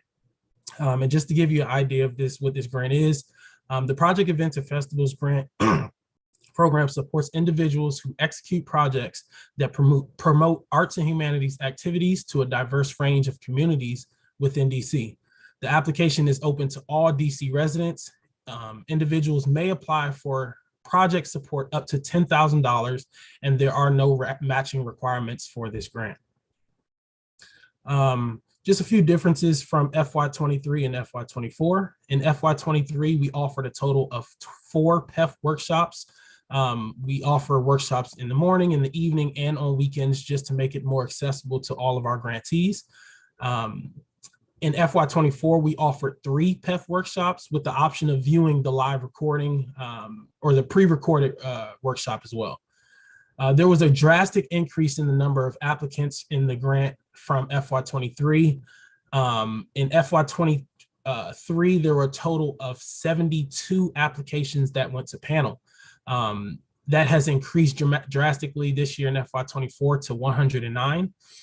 There were a total of 181 applications in progress, but unfortunately 67 were incomplete, 5 of which are duplicates. One thing that we started to see is, if some applications were started, at least one thing myself and my colleagues did this year, if applications were close to the finish line, we would reach out to the applicant and, still try to allow them to get over that finish line.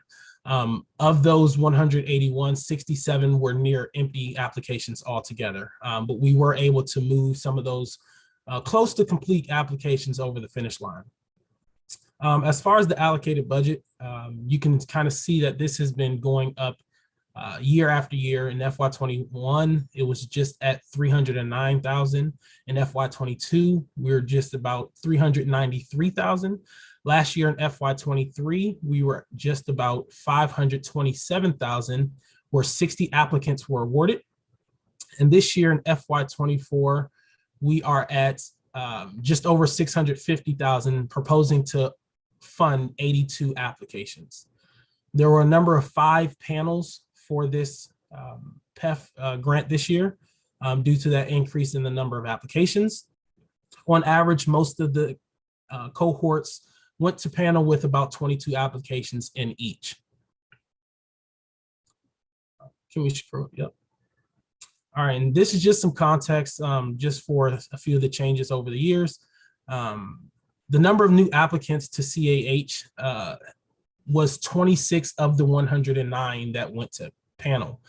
This is an increase from 10 new applicants in FY23. The number of new applicants to be funded are of 12 of that 82, which is also an increase from 6 in FY23. The number of returning FY23 PEF-I grantees is 53 out of the 109, which again is an increase from 41 last year. And lastly, the number of Ward 7 and 8 applicants being funded of these proposed 82 is 15, which almost doubled from last year, which was 9. The award justification for allocation of funds, raw scores were converted to percentages in relationship to the top scoring applicant. Award recommendations are determined by applying the percentage to the amount requested by each applicant. The recommendation includes awarding the top scoring applicant in each cohort its full request amount, and the range of overall award funding is anywhere from 60 to 100% of their request. So this is just, I'll be really brief here. This will make more sense on the next page. This just shows the cutoff points where we decided to cut off the funding in each of the 5 cohorts, all of which you can see are very drastic cutoff points: 6.1, 5.2, 3.3, the smallest of all being 2.9, and 1 for cohort 5, we had a cutoff of almost 13 points. So the cutoff points were very clear and made justification a little bit more clear throughout the process. So we can go ahead and, there we go. All righty. So I'll kind of go from left to right. This is just, as far as in the top left-hand corner, you'll see the PEF-I funding. Of the 109, or of the 82 applicants that are being funded, the average score was around an 83.8. 43 of those applicants scored just above that 83.8 mark, and 39 scored just below. Just below that, you'll see the FY23 funding. Again, last year we were able to fund 60 applicants, right around 527,000. And this year we had a nice size increase where we're able to fund 82 at just about 651,000. Again, the previous PEF grantees, we have 56. We have 26 who are new completely to the PEF-I program. And lastly, we have the previous CAH grantees, 70 of which did receive grants from us before. Not all were PEF, but they did receive grants from us before. And we have 12 new applicants who will be funded who have never received a grant from the CAH before. So that is definitely shows that our diligence and, you know, just getting out these opportunities and engaging with the community is definitely paying off, because all grant programs, not just my own, all grant programs had drastic increases where we're able to reach out to new members of the community. Just to the right of that, you'll see the PEF awards per discipline. This is just for this year, so it shows a quick breakdown of what the discipline, the number of applications we received in each discipline from dance all the way to film, and how many of those are being awarded, and then the dollar amount of how much will be awarded into each of these disciplines. The column at the top towards the right, you will be able to see the breakdowns of these awards from our FY24. The first two columns are FY24. Those are the number of overall applicants, the breakdown by award. And just beside that, you'll see the number of awardees. So of the 109, 82 will be awarded. And this shows a percentage of how many will be awarded in each award rather. And lastly, on that far right, you'll see the difference of how the numbers were in FY23.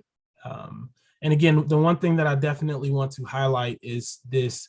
In FY23, again, we were only able to fund about 9 applicants in wards 7 and 8.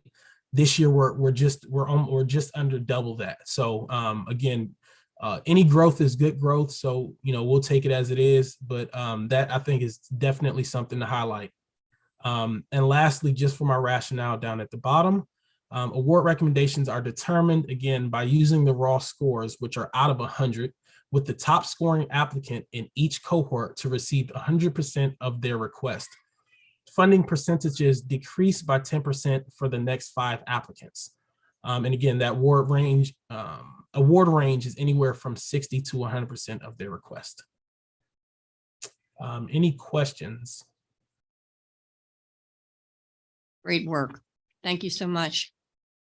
Thank you. Audience, people here, you won't believe this. This is our last grant coming up.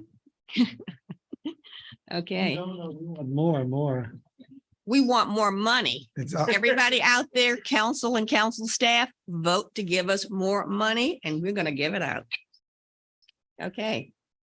We heard performance events, projects, events, and festivals that we call PEF for individuals. Now we're going to do projects, events, and festivals for organizations. Go ahead.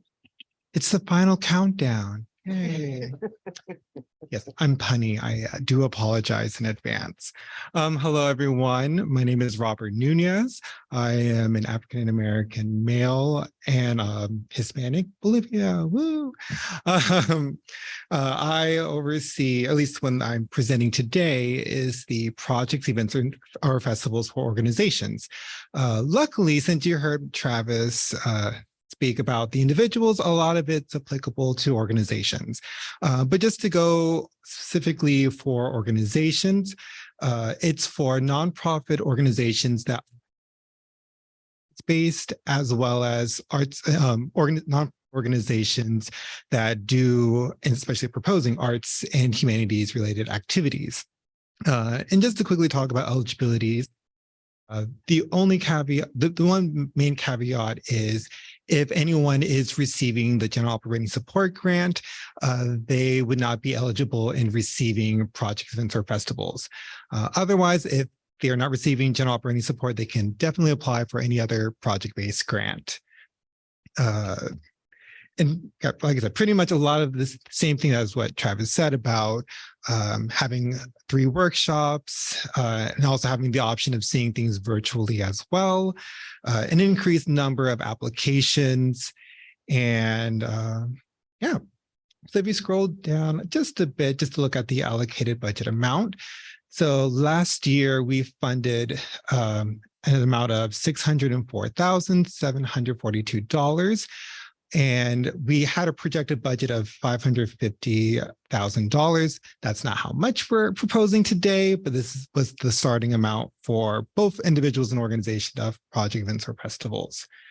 To talk a little bit about the difference between last year and this year, in FY23, we had 46 eligible applications, 34 of them were awarded.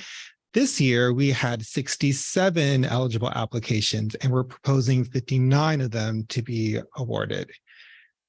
And again, talking about just the full number of applications just to see a granular scheme of things. We had 82 applications that were submitted. 14 of them will be receiving job operating support, so yay. For them probably. And then one of them was a duplicate application. So they did go to panel, but it was just 2 applications. Otherwise, we had 31 applications that were incomplete, similar to what Travis was saying, that it was significantly incomplete or blank, or they had submitted an application. So another kind of a duplicate situation. For the award formulas, raw scores are determined by the ranking, which is scores out of 100. The maximum amount of what one could request is up to $20,000. I just missed the section at the beginning. So up to $20,000 could be requested. There's no matching for project events or festivals, as it is with the individuals as well. We had 4 panels this year, which is doubled from last year. And we applied percentages as evenly as possible between all 4 panels. And the cutoffs for the project events or festivals, we look at natural breaks, we look at ward representations, we look at welcoming new prospective grantees to the mix, as well as panelist feedbacks. So for the award recommendations, as I mentioned a little bit earlier, 59 of the 67 eligible applications will be awarded. The maximum amount that mainly the top scoring applicants would receive is $16,000, and then which is a combined total of $764,033 is what we're projecting for projects, events, or festivals for organizations. This is again to allow more robust funding and availabilities for a lot of our organizations that are applying, again, to reach as many people as possible, as well as onboarding new potential grantees, because eventually they might be able to apply for general operating support, which tends to happen between each fiscal year. And I believe we can go to the Excel spreadsheet.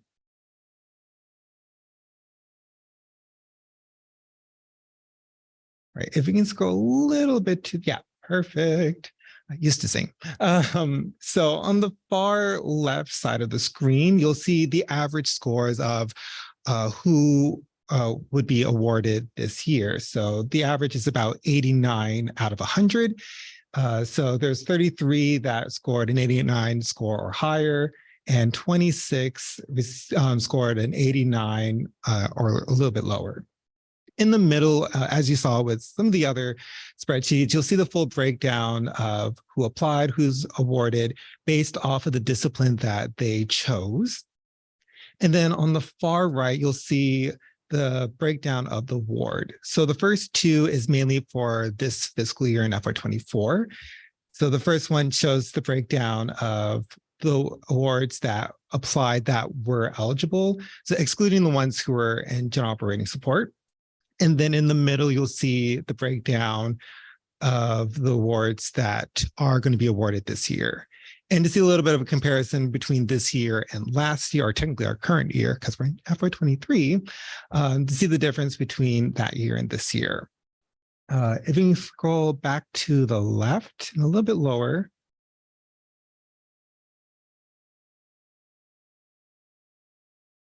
So the breakdown of the awardees, a little bit more, 25 will be completely new to our agency. So willkommen, as they say in German.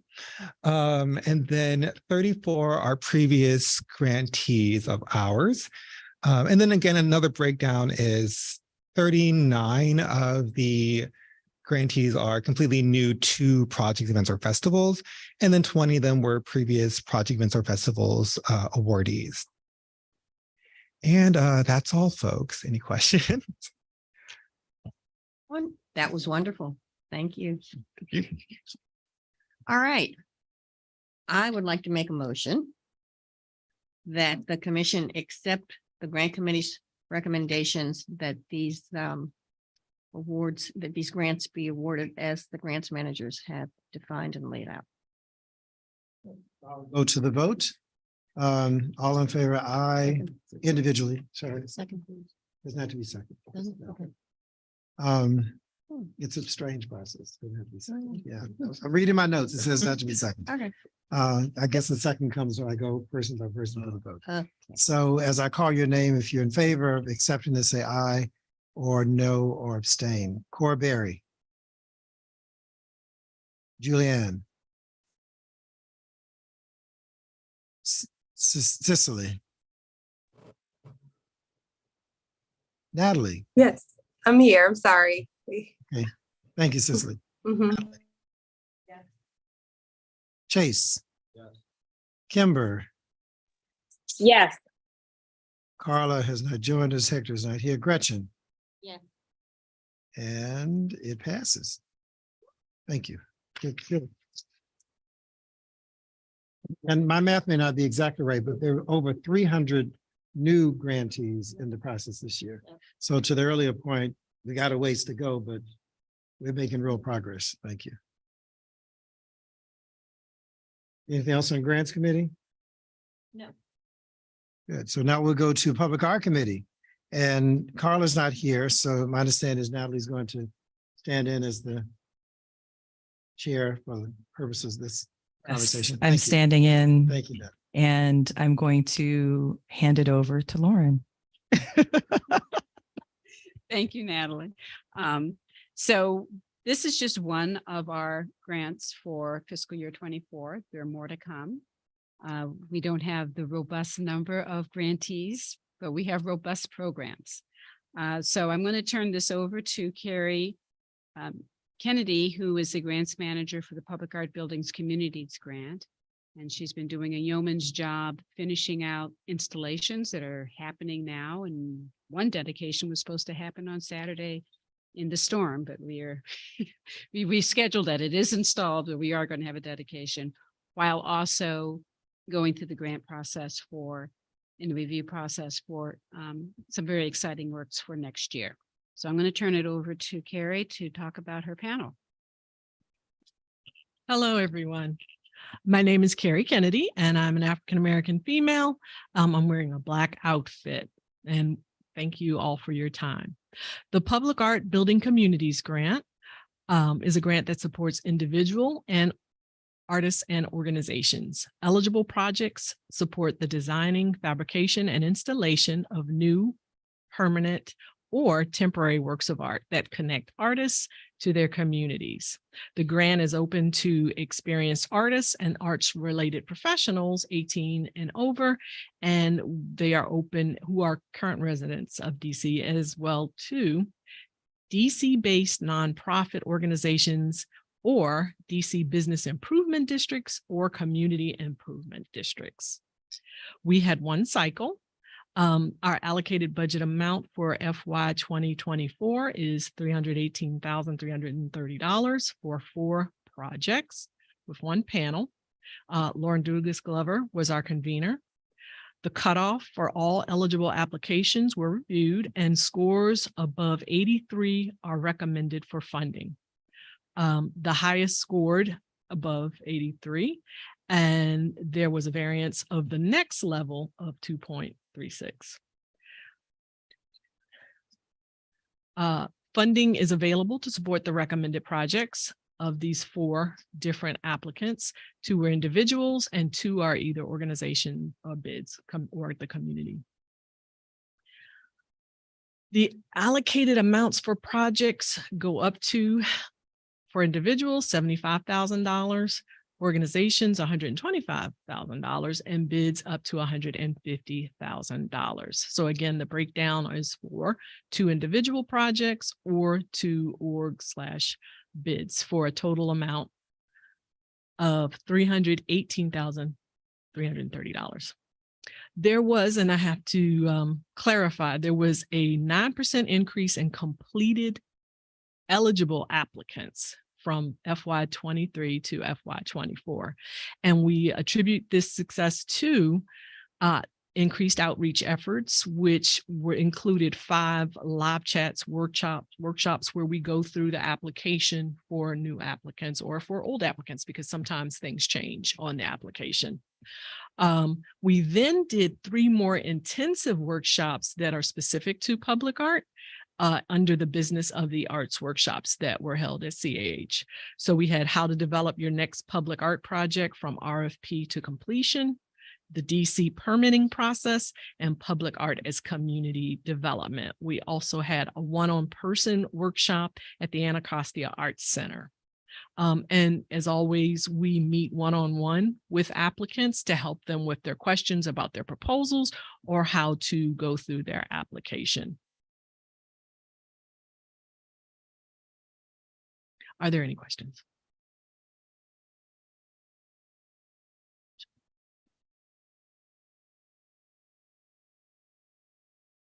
Up.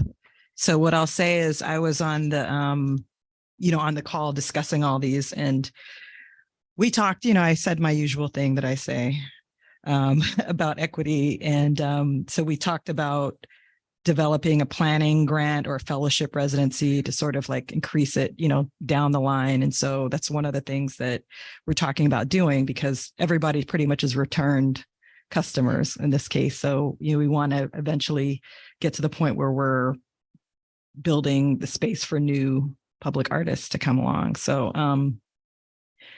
so the Public Art Committee recommends the adoption of the following resolution.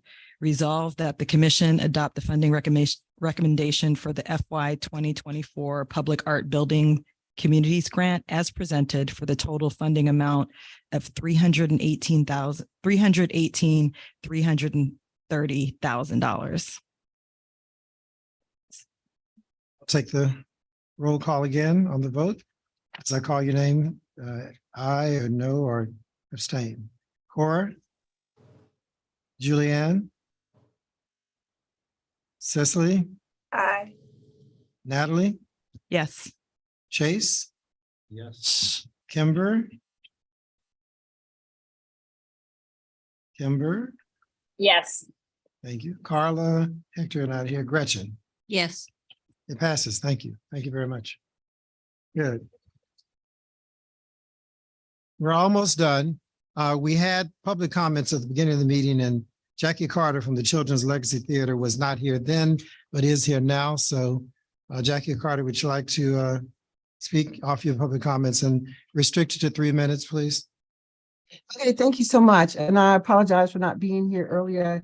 We didn't have internet service in this building. As it gets darker, somehow the internet comes back in. So thank you for giving me an opportunity. I want to start out by thanking the Commission on the Arts and Humanities for funding Children's Legacy Theater for, I think this is our 2nd or 3rd year of funding.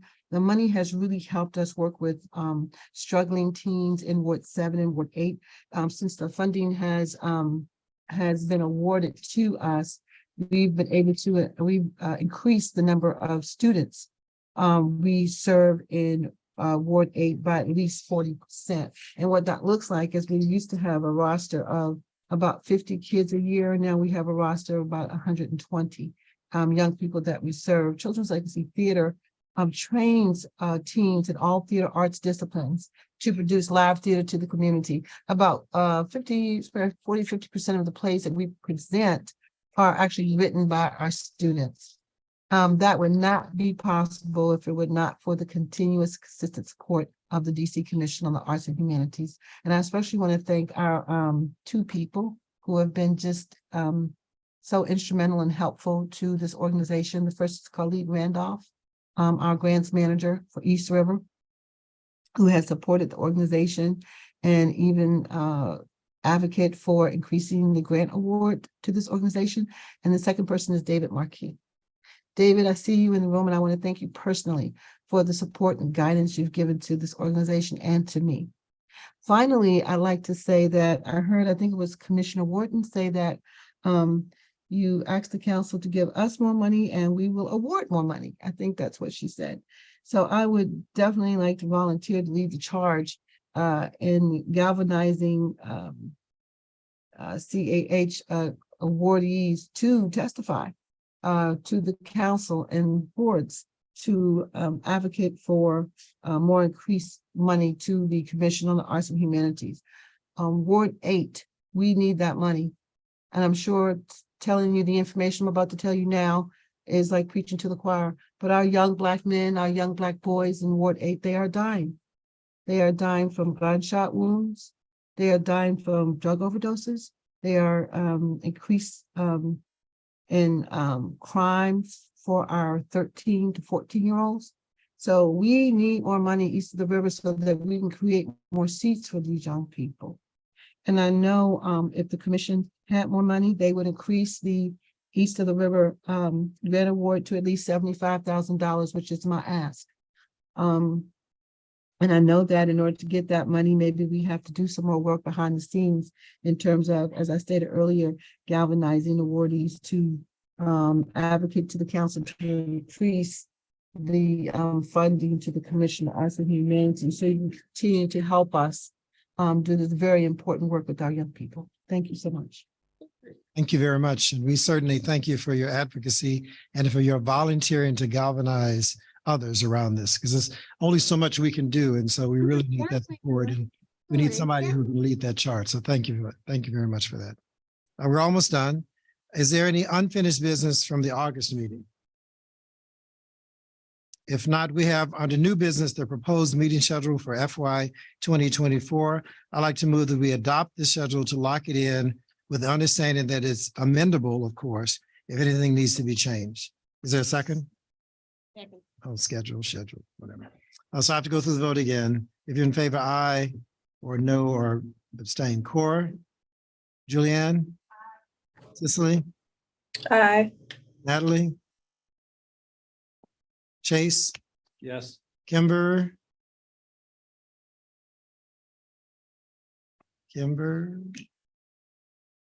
Carla and Hector are not here. Gretchen? Yes. And I agree, it passes. So no further new business. There's further new business. Oh, yes, I'm sorry. There's further new business. For many of you who know, we say today's the last day for Jeffrey Scott, who's been with us this month for 10 years. I'm not sure if he's in the room. Oh, yes, yes. And so, and ironically, he reminded me today that his first day on the job here was at a meeting that was the end of year meeting, just like this 10 years ago. I will say that as someone who advocated in this community for a number of years, we as advocates looked for those members inside an agency that would help. Just give us a little insight as to what we could do to make sure that our proposals for what we needed to have happen would be strong as possible. And the first meeting I had here in this agency almost 10 years ago, he was included there in the boardroom. And so we congratulate him on his next chapter as he moves on to do other things. We want to acknowledge him today. And I think we just can offer him, the staff did give him a token of our appreciation, and we had a little bit of cake and punch, of course, as we can do in government buildings a little earlier today. But if we just offer him a round of applause so that he may see this and may possibly hit this. And the last acknowledgement I will make, you know, we're always big about birthdays, but many of you who reached out to me know that I always say, reach out to Ashley, because Ashley knows my schedule better than I do. And she has been really a person who stepped in a great deal in the agency over the last month specifically. And so tomorrow is her birthday. She'll be taking some really well-deserved time off, but I thought we would acknowledge her and just wish her a wonderful and happy birthday.